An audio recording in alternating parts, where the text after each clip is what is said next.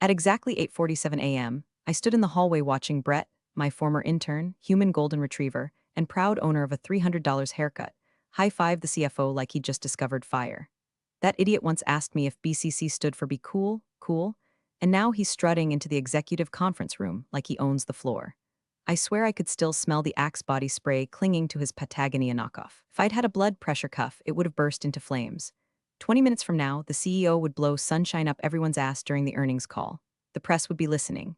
Clients, too. The whole company tuned in for our quarterly gospel of spin. And this time it was personal.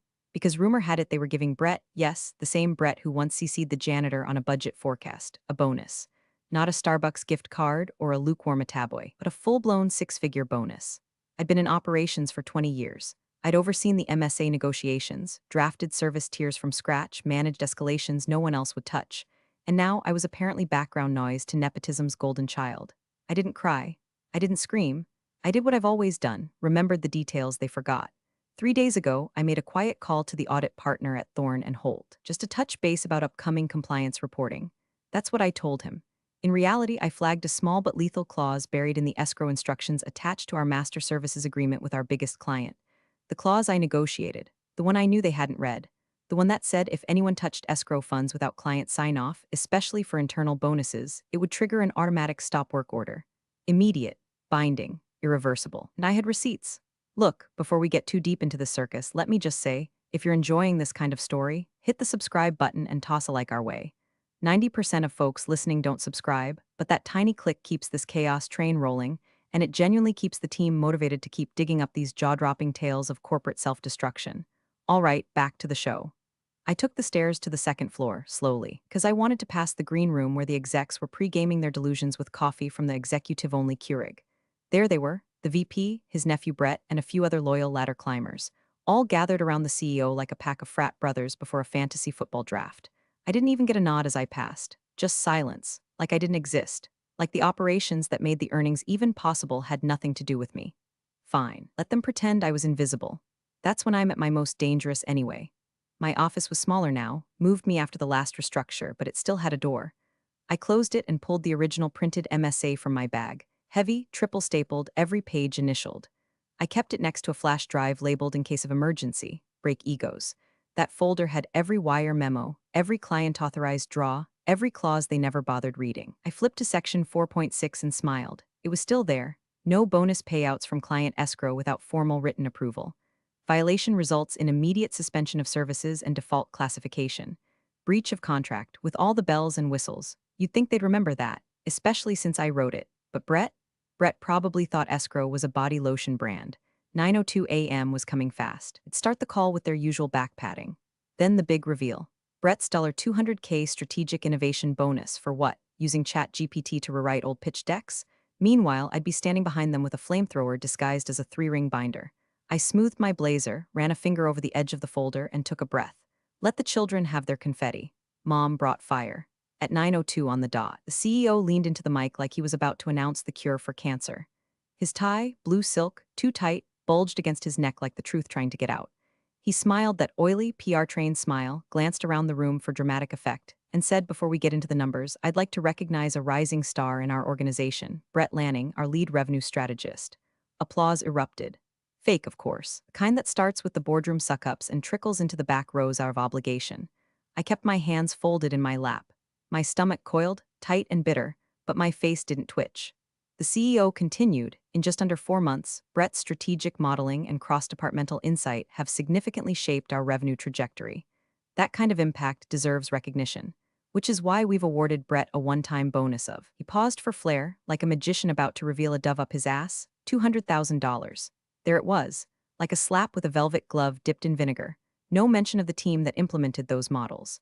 No nod to the 18-hour weeks operations pulled to keep the client's metrics from going off the rails. And definitely no thanks to the woman who built the infrastructure they just duct-taped Brett's name onto. I didn't blink. I didn't sigh. I adjusted my chair and glanced at the leather folder resting upright in my bag like a loaded gun at a wedding. 3 days ago, I'd spent an hour on the phone with David from Thorne and Holt. He's the kind of audit partner that still uses fountain pens and calls email electronic mail like it's 1998. He also doesn't speak unless it's legally necessary.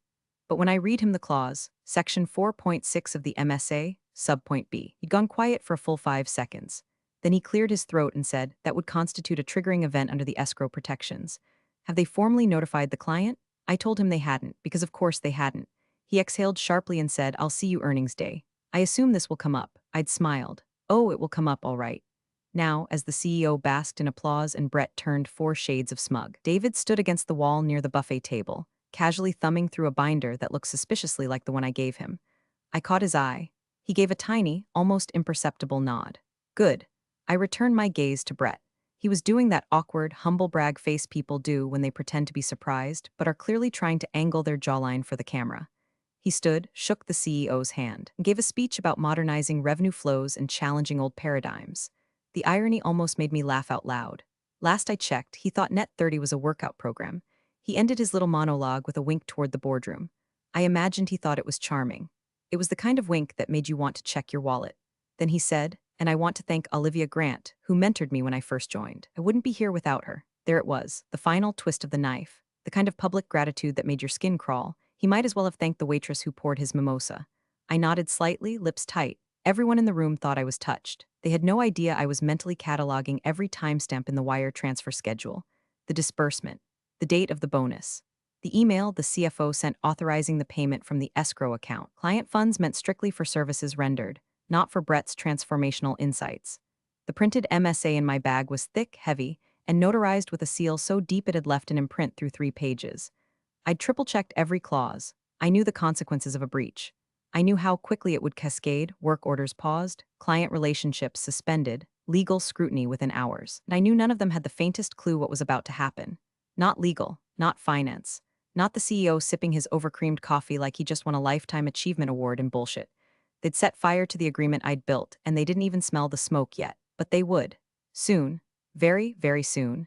2 weeks before the earnings call, I was in the copy room because my printer had mysteriously stopped working again, and I overheard 2 junior analysts from finance talking by the vending machine like gossiping teens outside a 7-Eleven. One of them, the one with the unfortunate mustache, whispered, yeah, they're pushing Brett's bonus early. Supposed to hit before earnings so it shows up on this quarter's morale sheet. My hand froze mid-staple. Early bonus for Brett? There hadn't been a single announcement from legal or ops. No memo, no requisition request, no routing form signed, just whispers. I walked calmly, methodically back to my desk and logged into the internal ledger system. Access was technically restricted, but 20 years of quietly cleaning up other people's messes had earned me a few permanent side doors. I ran a query on disbursements over the past month. Most of it was standard: software vendor payments, contractor invoices, end-of-quarter client settlements. Then I saw it. $200,000. Disbursed 2 days ago. The source? Line item, Client Escrow Pinnacle Systems account. I stared at the screen for a long, dangerous minute. My blood didn't boil, it cooled, like a diver slipping beneath freezing water and holding their breath. See, the thing about Client Escrow is this: it's sacred. That money doesn't belong to us. It's held for service fulfillment, used only for approved milestone payouts under strict terms, and I knew those terms better than anyone. I wrote them. I spent months negotiating them with Pinnacle's legal team. Clause 4.6, subsection B, any internal disbursement or incentive-based withdrawal from escrow, without written client authorization, shall trigger an automatic stop work order and classification of default under terms of service. It was clear as day, bolded, initialed, notarized, and now they'd torched it for a feel-good PR stunt. I clicked into the transaction metadata. The approval had come from Brett's uncle, the VP of Strategic Initiatives. Go figure.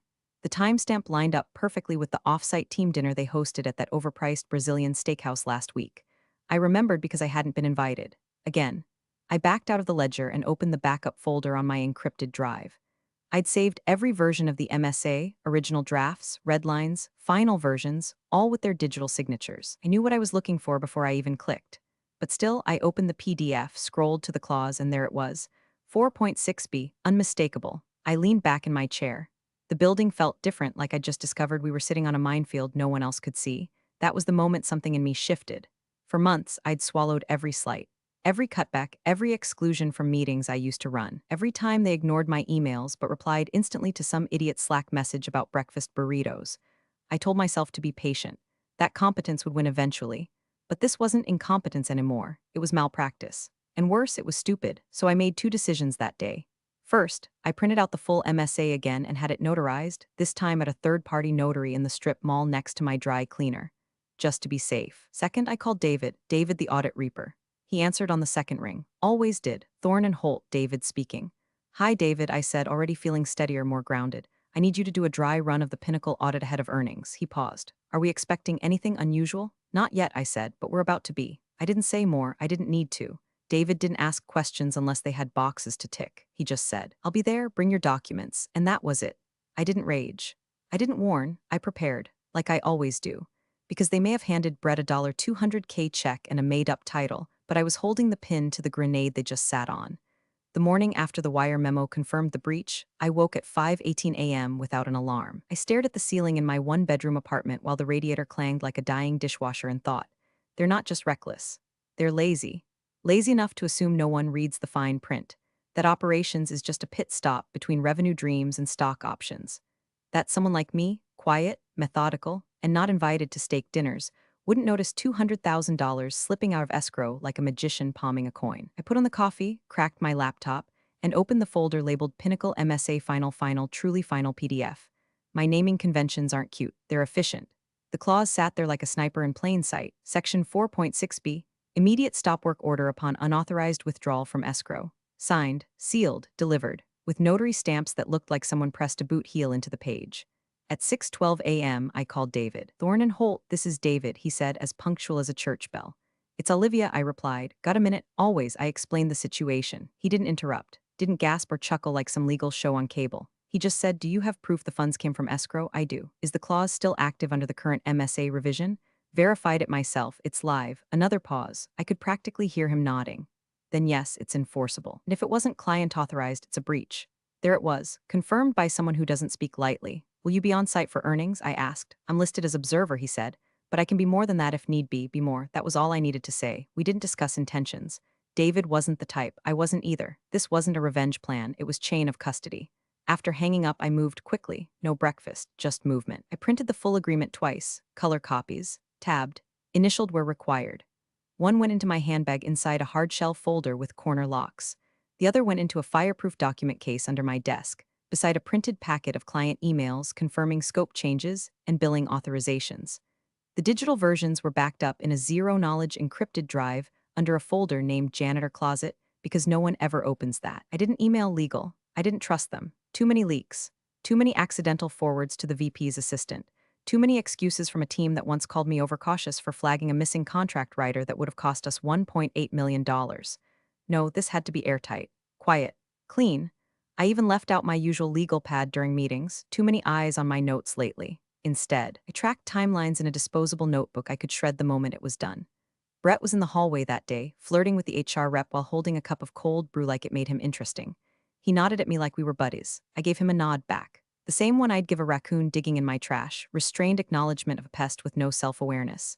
Big week, he said. You coming to the green room Friday? I'll be around, I said. He grinned. Cool. I'll save you a seat. Save me a seat? Darling, I'm setting the stage. By Thursday evening, I'd confirmed David's attendance. I looped in no one else. Not my team, not finance, not even my trusted assistant. The fewer people who knew, the less they could ruin. By Friday morning, everything was in motion.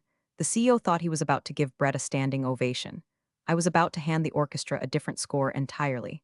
One that ended with silence. They popped the champagne like they'd just cured world hunger with a spreadsheet. I watched from the hallway as the executive team gathered in the green room, our former break room, now repurposed with dim lighting and tufted faux leather chairs to feel more exclusive, like a cheap hotel trying too hard to impress a travel blogger. The CFO poured himself a second flute before his first one hit the halfway mark. The VP, Brett's uncle, was holding court near the whiteboard, babbling about new leadership pipelines and cross-functional brilliance. The only pipeline he ever maintained was the one funneling his relatives into jobs they couldn't spell.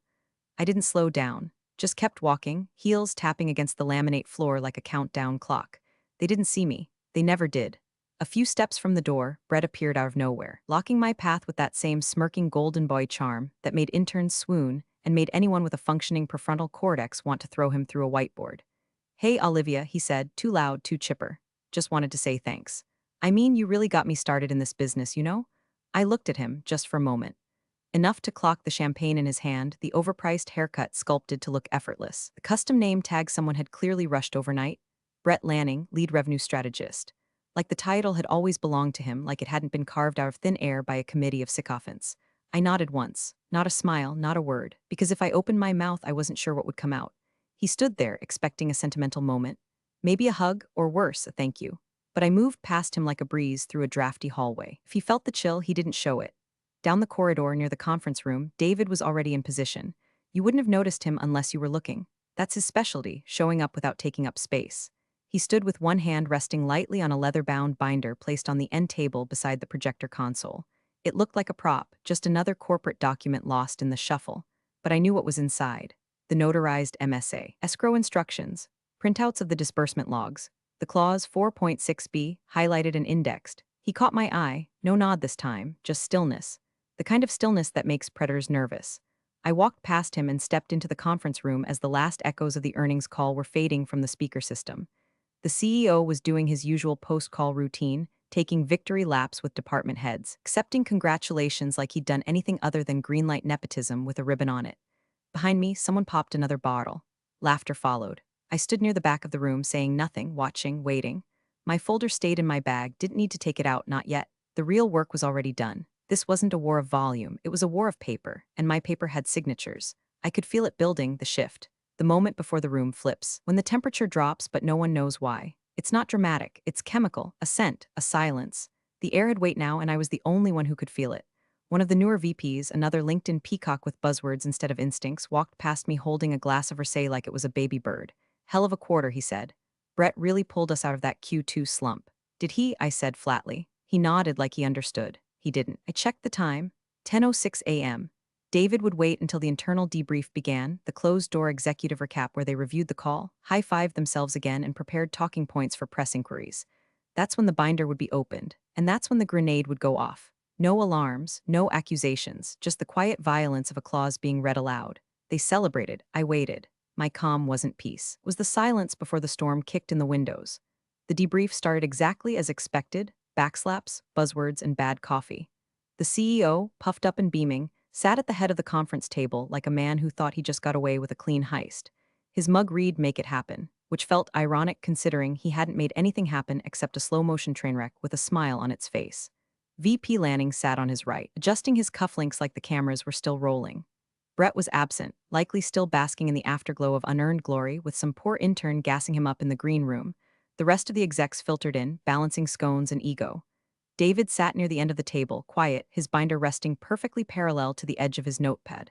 He wasn't taking notes. He never does. The CEO tapped his phone and glanced at the door. Let's make this tight. Push out a PR summary by noon. Investors are gonna love Brett's story, young blood, future-facing, you know the drill. He chuckled. No one else did. The room quieted. David cleared his throat. I'd like to bring something to your attention, he said in that calm, matter-of-fact tone that always makes lawyers perk up like startled meerkats. It pertains to the disbursement authorized last week for Mr. Lanning's bonus. The CEO blinked. This is covered, David. HR and finance processed it. David didn't look up. He flipped open the binder and turned to a marked page, bright yellow tab section label, 4.6b. Then he read word for word. Per section 4.6 of the Master Services Agreement, any unapproved bonus disbursed from client escrow shall initiate immediate stop work and default termination of services, effective upon notification. The words dropped like a hammer wrapped in velvet. Could hear the HVAC unit humming. The fluorescent lights crackled above like popcorn left too long in the microwave. No one moved. The CFO's face drained faster than a bathtub. He fumbled for his laptop like it might start screaming if he didn't touch it fast enough. That hang on no, our draw was from the General Operations Fund, he stammered, clicking furiously. David didn't flinch. Wire memo identifies the source account as Pinnacle Escrow. It's dated, time-stamped, and lacks client sign-off. Another beat of silence. The CEO sat back. Wait, but that clause 4.6, it was revised, wasn't it? And that's when I finally spoke. That clause was added during the indemnity renegotiation last year, I said evenly. After the Q1 compliance audit flagged ambiguity in payment routing. You insisted we close the deal by Friday, so I drafted the language. Legal approved it. You signed it. The CEO turned to the CFO, who looked like he might vomit into his tablet. You didn't see that?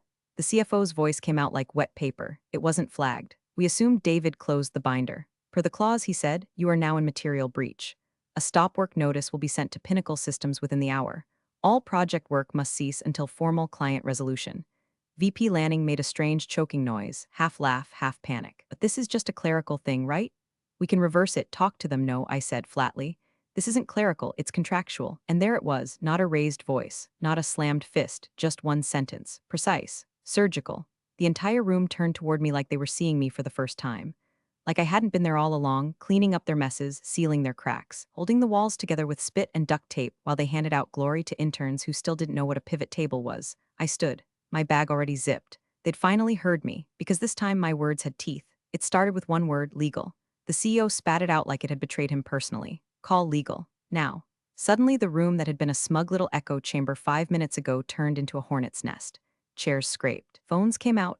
People who were just praising Brett's strategic brilliance were now white-knuckling their devices, whispering with forced calm. The CFO was sweating through his collar.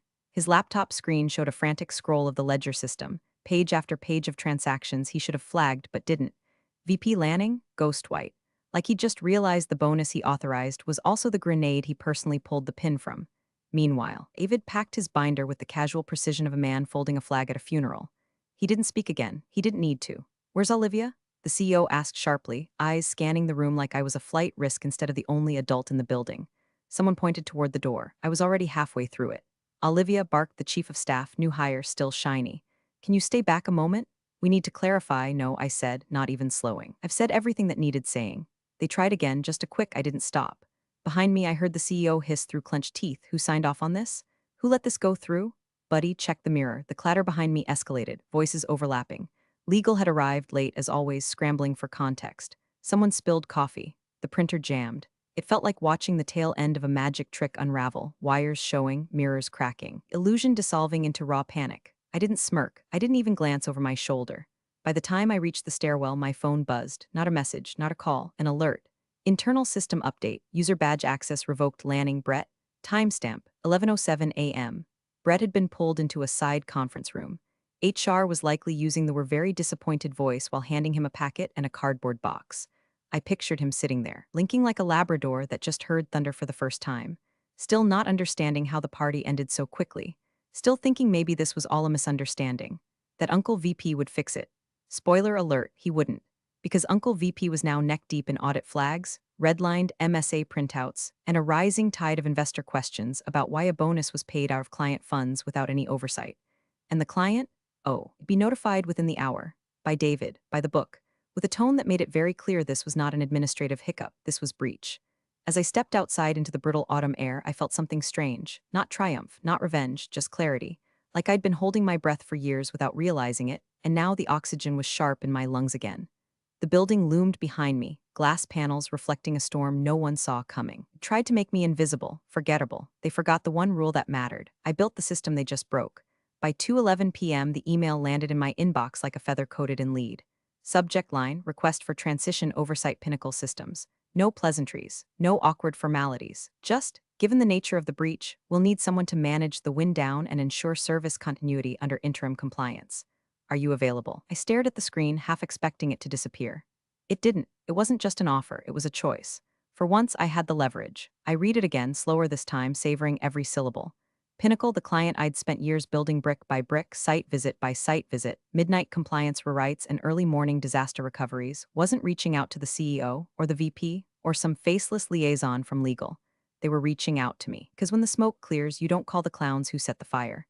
You call the one who knows where the exits are. I hit reply. Happy to support. I'm available. As an independent. Simple, precise. No exclamation marks, just facts. 10 minutes later, their general counsel responded with a draft engagement letter. My rate doubled. Scope, 90-day handoff, full transition autonomy, direct access to executive stakeholders. No middlemen, no Lanning. No Brett. Speaking of Brett, word had already started to leak. First, it was the Slack deactivation. Then his access badge. Then someone in marketing forwarded me a screenshot. Brett's LinkedIn profile gone. No deactivation notice, no clever pivot post, just vanished, like a ghost. One day lead revenue strategist, the next digital tumbleweed. VP Lanning went on leave by 4 p.m. That's how they framed it internally. An email from HR, full of vague wellness language and appreciation for his many contributions. But I'd seen the legal intake logs.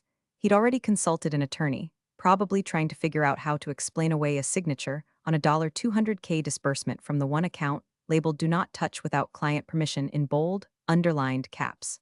Finance was in shambles. Legal was on triage. PR hadn't released a single statement since the earnings call because there was nothing to say that wouldn't pour gasoline on the smoldering crater. Meanwhile, I was home, not celebrating, not gloating, just sitting at my kitchen table with a mug of coffee that hadn't gone cold for once. My laptop open to the draft engagement letter. my printer humming with the click of contracts being born. This wasn't a Hollywood ending. No music swelled. No one stood up and applauded as I walked out. But my phone did buzz with a message from a former project manager. You were the only one who ever knew what the hell was going on. I should have said that before. I didn't reply. I didn't need to, because that was the point, wasn't it? I didn't need to shout. I didn't need to threaten. I didn't even need to raise my voice. I wrote the clause. I followed the paper. I kept the receipts. When it all collapsed under the weight of their shortcuts and arrogance, I didn't have to knock down a single wall. They tore the house down themselves. All I had to do was hold the deed. The office wasn't fancy. No private elevator, no espresso bar disguised as a collaboration zone. Just a clean, glass-walled meeting room in a downtown legal suite with a decent view of a parking garage and a ficus plant that hadn't been watered to death. But it was quiet. Intentional. When the general counsel for Pinnacle Systems extended her hand across the table, her expression didn't say favor. It said partnership. We'd like to offer you the operations lead for the new RFP, she said. Full autonomy, direct reporting line. Scorched earth optional. Her tone was dry, but the meaning was clear. They were cleaning house. And they wanted someone who'd already proven they didn't play nice with people who colored outside the lines, especially when those lines were contracts, drawn in ink and signed in boardrooms. I took a breath, then I nodded. I accept, I said. On one condition, no one who touched the last engagement touches this one. Not even to photocopy, she grinned. Consider it handled. We shook hands. On the way out, I passed David from Thorne and Holt in the lobby, stepping into the elevator with his briefcase and the same unreadable expression he always wore. He nodded once, slid a slim envelope into the receptionist's tray, and disappeared behind the closing doors. I didn't have to open it. I knew what was inside. By the time I got back to my apartment, the memo had been published internally. To all executives from Thorne and Holt LLP subject. Escrow clause breach MSA compliance findings 1 paragraph, 1 citation, 1 undeniable line. Section 4.6b of the executed MSA was triggered by the unauthorized disbursement. The breach constitutes material default. Per agreement terms, all operations must remain frozen until further client authorization. No room for spin, no wiggle language, just stone-carved finality. I watched as my phone buzzed with fallout. Former coworkers pinging to check in, masked panic behind feigned curiosity. Recruiter or two sniffing around. A DM from someone in legal that just said, holy hell, then it came. A number I hadn't seen since the quarterly reviews when they still pretended I mattered. The CEO, text only. Why didn't you warn us? No greeting, no punctuation, just that. I stared at it for a moment, then typed. I wrote the rules. You chose to ignore the author. Sent. No read receipt, just silence. Perfect. I closed my laptop. New contract was already signed, scanned, and returned. My rate had gone up. My authority was now baked into the clause structure. I wasn't back in the game, I was the game. Monday morning, I walked into my new office. Smaller, yes, but it was mine. The desk still smelled like laminate, the walls were bare, the inbox was clean. But the lock clicked behind me with the softest, most satisfying finality I've ever heard. Not applause, not confetti. Just that one sound. My door locking from the inside. Because this time, I wasn't asking for a seat at their table. I'd built my own. Big thanks for watching, you sneaky seniors. Subscribe to keep the coffee pot brewing revenge. Your ex-colleagues won't know what hit 'em.